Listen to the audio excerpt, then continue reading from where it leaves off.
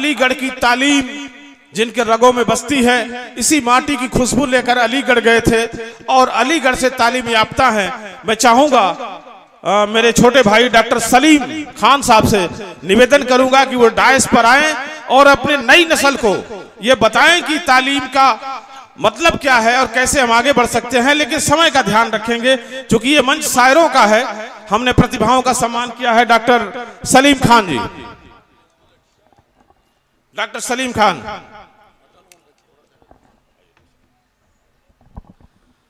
हाजिरीन महफिल और डायस पे बैठे मेहमान खुसूसी, तमाम मेहमान और इंतज़ामिया के लोग, आप सभी को मुबारकबाद कि आप लोगों ने इतना बेहतरीन प्रोग्राम ऑर्गेनाइज़ किया।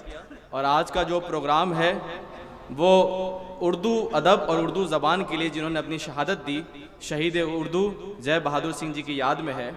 तो मैं बहुत ही, चूँकि बहुत बड़े बड़े लोग मंच पे मौजूद हैं, मैं बिल्कुल मुख्तसर में अपनी बात को ख़त्म करने की पूरी कोशिश करूँगा। सलीके से फ़िज़ाओं में खुशबू घोल सकते हैं, सलीके से फ़िज़ाओं में खुशबू घोल सकते हैं, अभी कुछ लोग बाकी हैं जो उर्दू बोल सकते हैं।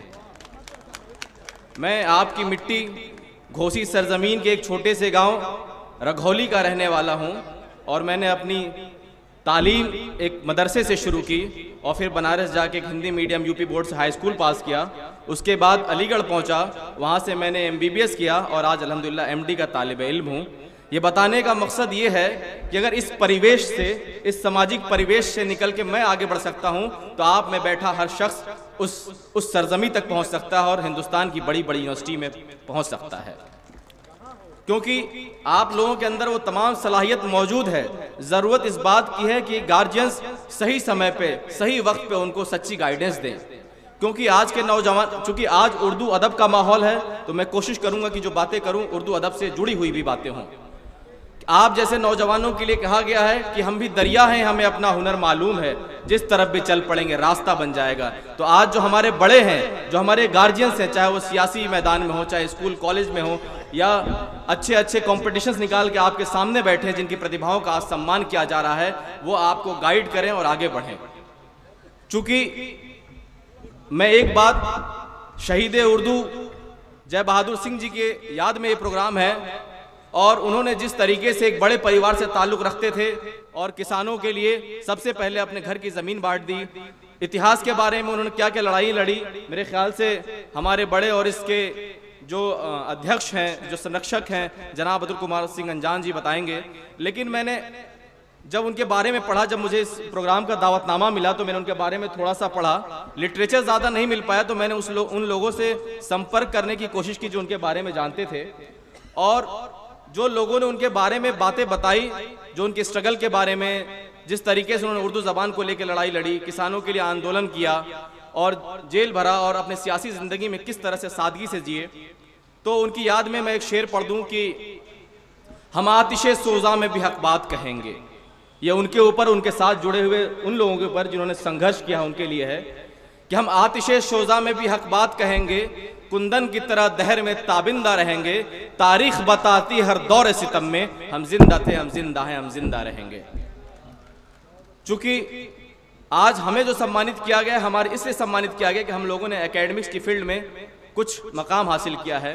तो मैं आपसे, तमाम भाई बहनों, माता पिता लोगों से गुजारिश करूंगा कि पहली बात, इस बात को ठान लें कि अपने बच्चों को हमें ज़्यादा से ज़्यादा तालीम देनी है। चूँकि मैं भी इसी माशरे का हूँ, मैं देखता हूँ कि बच्चे बहुत कम उम्र में ही पढ़ाई को छोड़ देते हैं, और जो उनके माता पिता आज के वक्त सऊदी में हैं, बहुत कम उम्र में उनके हाथ में बाइक थमा देते हैं। तो ये जान लीजिए, जो 8वीं 9वीं 10वीं में जो अपने हाथों में बाइक पकड़ लेते हैं, वो सऊदी जाके भी उनके हाथों में कार की जो है स्टीयरिंग ही रहती है, वो आगे नहीं बढ़ पाते हैं। आप समझिए, आप अपने बच्चों को आगे पढ़ाने की कोशिश करिए। एक हम लोगों में आम धारणा ये बन गई कि सरकारी नौकरी नहीं मिलती। नहीं, ऐसा नहीं है। जो भी मेहनत करते हैं, जो लोग भी यहाँ से इस मिट्टी से जुड़े हुए हैं, कहीं से भी जुड़े, जो लोग भी मेहनत करते हैं उनको कामयाबी मिली है। और मैं, आप हमको देख लीजिए, ऋचा सिंह जी को देख लीजिए, श्रीवास्तव जी को देख लीजिए, डॉक्टर रजा को देख लीजिए, और तमाम बैठे हुए युवाओं को देख लीजिए कि आप ही की सरजमी से, आप ही की मिट्टी से, आप ही उसी कुएं का पानी पी के गए हैं और उनको कामयाबी मिली है। तो आपको भी कामयाबी मिलेगी। नकर तकदीर से शिकवा मुकद्दर आजमाता जा, मिलेगी खुद ब खुद मंजिल कदम आगे बढ़ाता जा। तो आप लोगों को कदम आगे बढ़ाने की जरूरत है। इस वक्त जो मंच पे बैठे हैं तमाम लोग, मैं उनसे गुजारिश करना चाहूँगा, क्योंकि यहाँ पे समाज के सभी जिम्मेदार बैठे हैं, कि एक तरह का जिस तरीके से माननीय जय बहादुर सिंह जी की याद में आप मुशायरा ऑर्गेनाइज कर रहे हैं, एक कमेटी बनाएं, एक टीम बनाएं और ऐसे लोगों को जो सम्मानित करने का प्रयास शुरू किया आपने, और भी बहुत सारे लोग हैं जिनका नाम छूट गया, उनको भी बुलाने की जरूरत है। और छात्रों के प्रोत्साहन के लिए एक अच्छे इंस्टीट्यूट का अगर कायम ना हो पाए तो एक कम से कम गाइडेंस सेंटर इस्टेब्लिश हो, जहां पे बच्चे गाइडेंस पा सकें कि आखिर हम कैरियर क्या बना सकते हैं। आज सर सच्चाई ये है कि जो बच्चे हाई स्कूल पास है उनको ये पता ही नहीं कि उनको करियर किस फील्ड में बनाना है। सिर्फ 2-3 लाइनें जानते हैं कि आगे हम अगर मैथ साइड लेंगे तो इंजीनियर बन जाएंगे, बायो लेंगे तो डॉक्टर बन जाएंगे, और अगर लॉ कर लिया लॉयर बन जाएंगे, जुडिशरी में जाएंगे PCJ बन जाएंगे, और सिर्फ अगर बड़े पदों की बात करें तो सिर्फ IAS IPS बनना जानते हैं। ऐसा नहीं है। सरकार के अंदर, देश के अंदर बहुत सारी परीक्षाएं होती हैं जिसकी हमें जानकारी नहीं है। अगर उसके लिए हम एक इंस्टीट्यूट इस्टेब्लिश करें और फ्री ऑफ कॉस्ट उसकी इन्फॉर्मेशन दें, और वहाँ पे एटलीस्ट जो बच्चे पढ़ने वाले हैं, जो अच्छी रैंक लाते हैं, उनका अगर हम फॉर्म भरवा सकें, इतनी मदद कर दें, तो शायद उनको प्रोत्साहन मिलेगा और आगे अपनी ज़िंदगी में आगे बढ़ने की कोशिश करेंगे। चूंकि अलीगढ़ की तारीख की बात हुई, तो मैं बता दूं कि बिल्कुल अलीगढ़ मुस्लिम यूनिवर्सिटी अगर शायद न होती, वहाँ पे इतनी कम फीस है। मैं बताऊं दोस्तों कि मैंने 5.5 साल का जो MBBS कोर्स है, उसकी कुल फीस 15,000 रुपये थी। अगर ऐसे गवर्नमेंट इंस्टीट्यूशंस नहीं होते तो शायद, चूंकि मैं भी एक साधारण परिवार से आता हूँ, मेरे वालिद साहब सामने बैठे हैं, हम लोग शायद किसी प्राइवेट इंस्टीट्यूट में या किसी बड़े इंस्टीट्यूट में पढ़ नहीं सकते थे, नहीं पढ़ा सकते थे। तो अलीगढ़ मुस्लिम यूनिवर्सिटी जैसे संस्थान, जो और केंद्रीय संस्थान है, वो हम गरीबों को ये हौसला देते हैं कि हम गरीब होते हुए भी अच्छी पढ़ाई कर सकते हैं। तो आप कोशिश करिए कि आप गवर्नमेंट इंस्टीट्यूशन में दाखिला लें। जब आप नौकरी करने जाएं तो भी गवर्नमेंट इंस्टीट्यूशन में जाना चाहें। जो लोग यहाँ पे मौजूद हैं, अगर आपको अलीगढ़ मुस्लिम यूनिवर्सिटी में किसी भी कोर्स में दाखिला लेना है, किसी भी चीज़ की आगे पढ़ाई करनी है, तो उसमें इंडिविजुअल लेवल पे जो मुझसे हो सकता है या हमारी कमेटी के लोगों से हो सकता है, मैं इंशाअल्लाह पूरा आपका साथ दूंगा। और आप लोगों से ये वादा करता हूँ कि जिस भी तरीके का गाइडेंस चाहिए, वहाँ पे क्लास 1 में एडमिशन होता है, क्लास 6 में एडमिशन होता है, क्लास 9th में एडमिशन होता है, 11th क्लास में एडमिशन होता है। उसके अलावा ग्रेजुएशन में तमाम लेवल पे हर कोर्स में एडमिशन होता है, मास्टर्स में एडमिशन होता है, PhD में एडमिशन होता है। अगर आपको PhD के बाद भी होश हो जाए तो पोस्ट डॉक में भी एडमिशन होता है। तो मैं चाहता हूं कि अगर आप वहां पे पढ़ाई ना भी कर पाएं तो एक बार अपने बच्चों को भेजें, BHU भेजें, जामिया भेजें, जामिया मिलिया इस्लामिया भेजें, जामिया हमदर्द भेजें, JNU भेजें, Hyderabad university, Allahabad university, Lucknow university, एक बार उनको सिर्फ 3 दिन के लिए वहां घूमने के लिए भेजें। जब वो वहां जाएंगे, वहां पढ़ाई का माहौल देखेंगे, तो मुझे लगता है लौट के आने के बाद वो खुद ब खुद पढ़ाई की तरफ मुतासिर होके उस तरफ कदम उठाएंगे।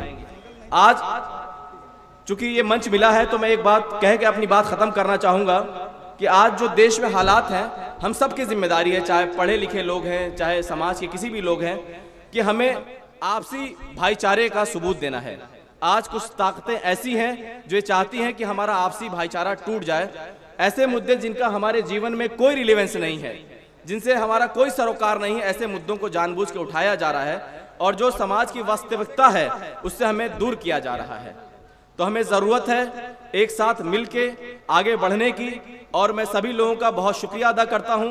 और एक चीज़ जिसमें मैं अपनी ज़ाती ज़िंदगी में भी अमल करता हूं, उसको आपको एक शेर के माध्यम से आपके बीच कह के चला जाऊंगा। मैं लोगों से मुलाकातों के लम्हे याद रखता हूँ, मैं बातें भूल भी जाऊं तो लहजे याद रखता हूं, और सरे महफिल जो निगाहें मुझ पे पड़ती हैं, निगाहों के हवाले से वो चेहरे याद रखता हूं। सरे महफिल जो निगाहें मुझ पे पड़ती हैं, निगाहों के हवाले से वो चेहरे याद रखता हूं, और जरा हट के चलता हूं जमाने की रिवायत से कि जिन पर बोझ में डालूं वो कंधे याद रखता हूं। बहुत बहुत शुक्रिया सभी लोगों का।